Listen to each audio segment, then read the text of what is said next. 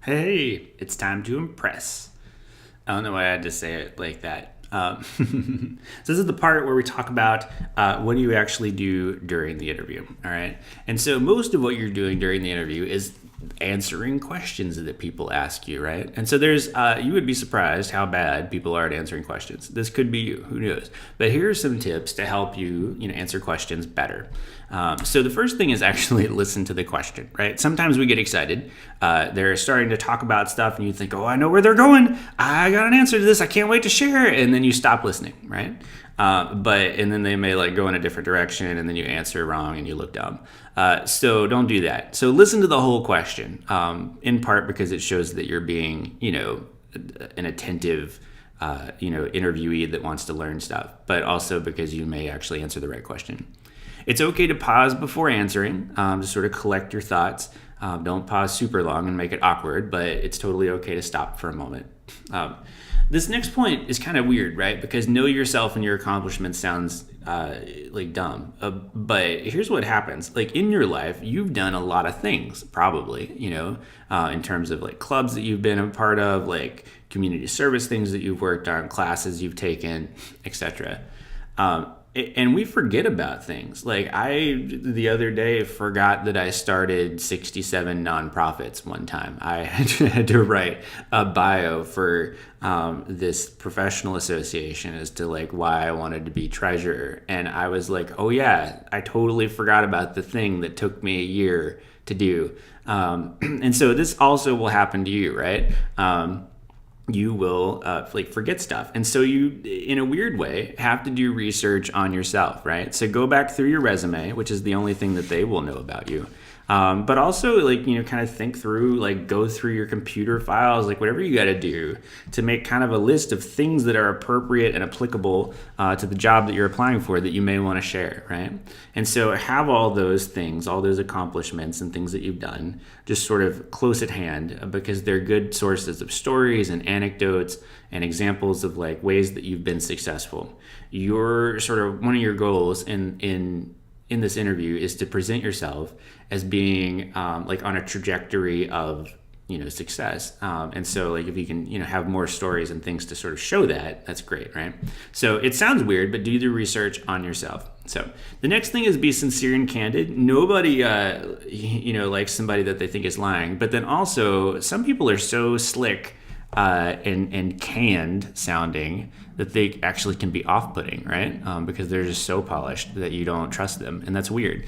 So that may not be you, but just in general, people want somebody that's going to be real with them, right? That doesn't mean kick back, put your feet on the table, candid and sincere, but it does mean try to be forthright and honest and like a real person and be personable and all those things. So the next thing is, whenever you're answering questions, just remember that general statements are pretty worthless, right? So say you're asking me about my strengths, and I say, I'm a team player. What does that even mean? Does that mean that I shoot ball on the weekends with a club, playing a basketball team? I don't actually.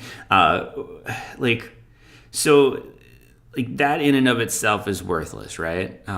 Now, it's okay if you say that and then you're able to back it up with something that's so specific, right? You could say, I enjoy working with teams, or I'm really good at working with teams.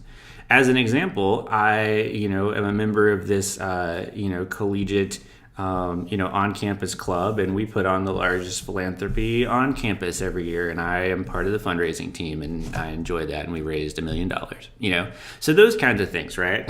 Say the statement and then back it up with something. It's like the 1-2 punch of interviewing. And again, that's when it's good to know yourself and your accomplishments so that you can have those sort of anecdotes on hand.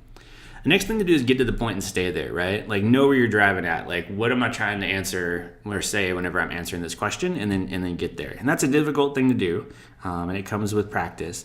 But what you want to recognize is whenever you are being rambly. So if you find yourself rambly, if you're telling like some long convoluted story, that's no good and you're losing people's interest. So come to the point and stay there. And that takes a little bit of practice, and that's why we're going to practice with you all. So always stay positive. Even if you're feeling beaten down, you're probably your own worst critic and you're doing better than you actually think you are.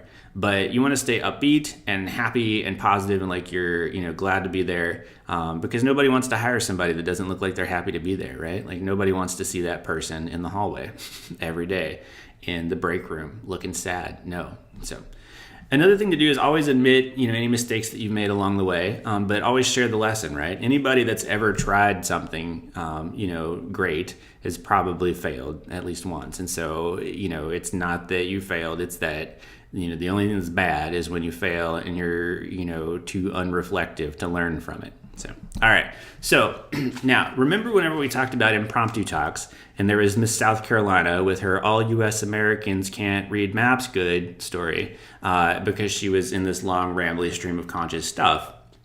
And it probably could use some structure to answering the question. And so that's what we have here. We have the STAR method, right?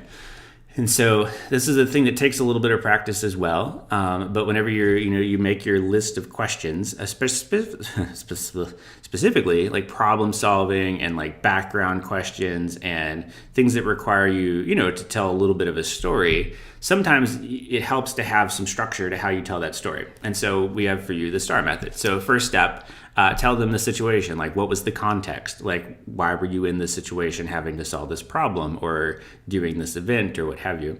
And then what was the thought? Like, what did you plan to do? What was the, thing you were shooting for, the logic behind it?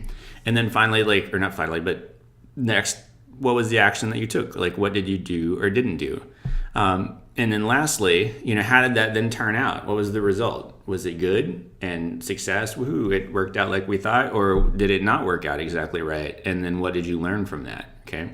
And so that's helpful, sometimes whenever people, ask you to tell the story, to help you not be rambly and to help you get across, sort of the most important aspects of what they want to hear from you. Okay. So situation, thought, action, result. Cool. When we come back, we're going to learn about exhibiting things.